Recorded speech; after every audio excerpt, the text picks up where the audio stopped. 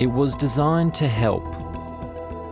Any bill that I have and I can do Centrepay, I'll do it through Centrepay. Users sign up to allow a business to take automatic deductions from their Centrelink payments before the money hits their bank account. I really felt that I had no other choice, that I had to continue to make payments. The government tool Centrepay has become a vehicle for harm.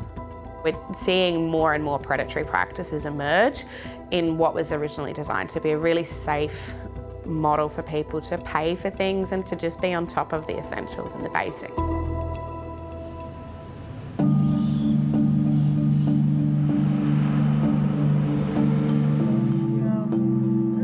Darwin-based Tiffany Allen supports her family off a fortnightly Centrelink payment of around $1,500. It's very hard, living week to week on low income. It's very hard trying to get the things that we need. When Tiffany's dog was injured last year, she was left with an almost $3,000 vet bill. I was a bit overwhelmed that it was that much. That was a massive bill for me on my type of income. The vet told her she could repay the debt using Centrepay. A business applies to the government to become a Centrepay provider. Once approved, it can arrange contracts with customers directly. When they gave me the option for Centrepay, we was all over the moon. We was very happy. We knew we could save our dog. Tiffany began repaying the debt, but her Centrelink statement shows that for every $20 she paid back each month, another $14 was added in fees. When I got set up, I thought that I'd get a fee if there was a missed payment, not a fee for every payment. I wasn't aware of that. They know we're low incomes. Why are they charging us fees and why is Centrelink allowing them? At a rate of 6% per annum, Tiffany's debt, which would have taken her a decade to pay off, would instead take 17 years due to the added fees alone. With the help of a financial counsellor, Tiffany asked the vet to waive her fees. The vet said they couldn't reduce my fees, but they could reduce my deductions. I took a support person to help me to find out what was happening. I don't want that to happen to anybody else. It makes my blood boil, to be honest. I think that is not only unethical, it's unconscionable, and how these businesses are allowed to conduct themselves through Centrepay just astonishes me. Services Australia, which administers Centrepay, says charging customers to use the tool is against its policy and terms. The vet told 7:30 it adds account fees due to the significant administrative effort of offering Centrepay. It added the clinic will credit Tiffany Allen the fees she was charged. Centrepay was established under the Howard government in 1999. It was set up initially to help First Nations people meet their rent obligations, and then they opened the floodgates. As the government expanded the service beyond housing, retailers gained access to the finances of those most vulnerable. Millions of dollars have gone missing from what was marketed as a funeral fund. Centrepay was used by the now-bust Eupla Funeral Insurance Group, which took $174 million from Indigenous clients. There is a lot of companies who are on there who are using it as a vehicle for financial abuse.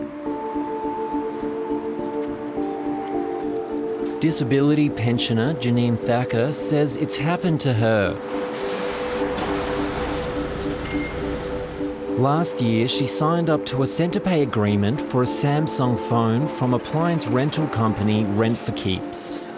I thought, yay, I got this brand new phone. This is awesome. I loved it.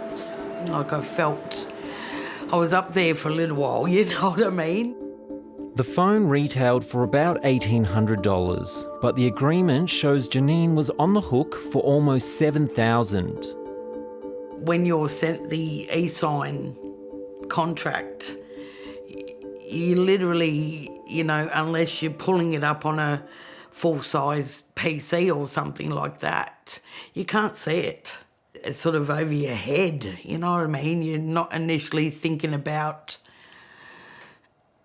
what you're going to be paying. Janine has used Appliance rental services for decades. She had 3 more contracts with another company. More than a third of Janine's disability pension was going to Appliance contracts. I fell very, very behind in my rent. Do I feed myself? Do I feed my animals? Do I pay rent? What do I do? I'm stuck, you know, yeah. I thought like, yeah, I'm really stuck, so yeah.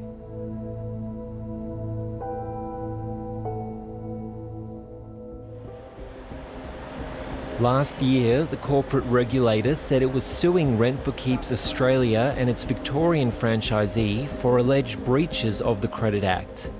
ASIC accused Rent for Keeps of operating a business model designed to avoid protections for vulnerable consumers. It alleged the Victorian branch was using credit contracts to charge some customers more than 6 times the retail value of goods.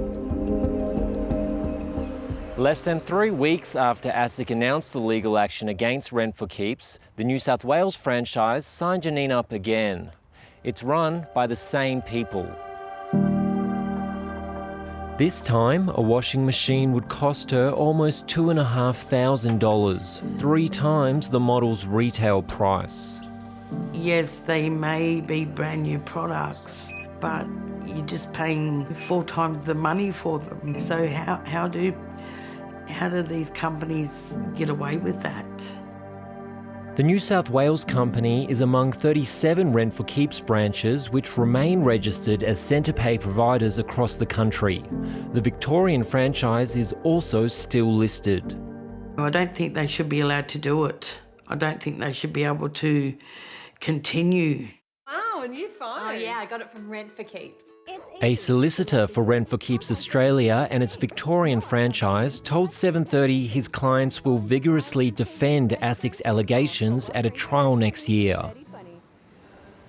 In the meantime, Labor Senator for Western Australia, Louise Pratt, is calling on Services Australia to sanction more providers.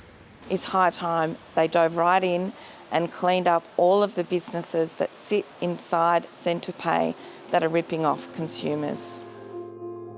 Services Australia says it's focused on ensuring Centrepay is fit for purpose and is working across government to stamp out predatory behaviour.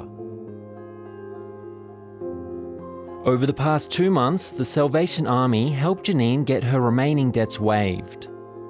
The appliance companies kept the more than $14,000 she'd already paid them. I'm angry, I'm annoyed. These companies are literally getting away with doing this to innocent people, ruining people's lives in a sense.